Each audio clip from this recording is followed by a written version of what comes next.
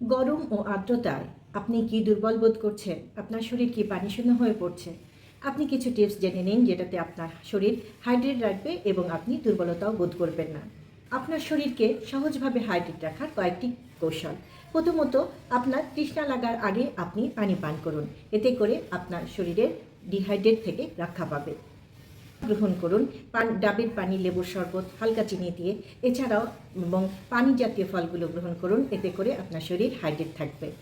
আপনি খাবার গ্রহণ করার সময় মশলাযুক্ত খাবারগুলো পরিহার করুন, কারণ মশলাযুক্ত খাবার আমাদের শরীরের পানি শূন্যতা তৈরি করে। এগুলো হজম করতে প্রচুর পরিমাণে পানি প্রয়োজন হয়। মশলাযুক্ত খাবারগুলো অ্যাভয়েড করবেন, এতে আপনার তৃষ্ণা কম লাগবে।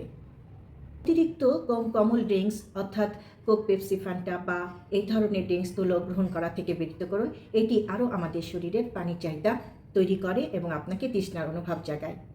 আপনি যখন ঘর থেকে বের হচ্ছেন, অর্থাৎ অতিরিক্ত তাপমাত্রা থাকে প্রথমত 12টা থেকে 3টার মধ্যে।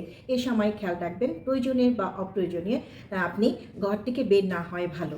এ সময় প্রচুর পরিমাণে পানি পান করুন, কারণ এ সময় তাপমাত্রা বেশি থাকে।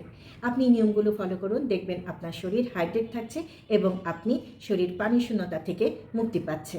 এই ধরনের আরও কিছু স্বাস্থ্য টিপস পেতে আমাদের পেজে চোখ রাখুন। ভালো থাকবেন।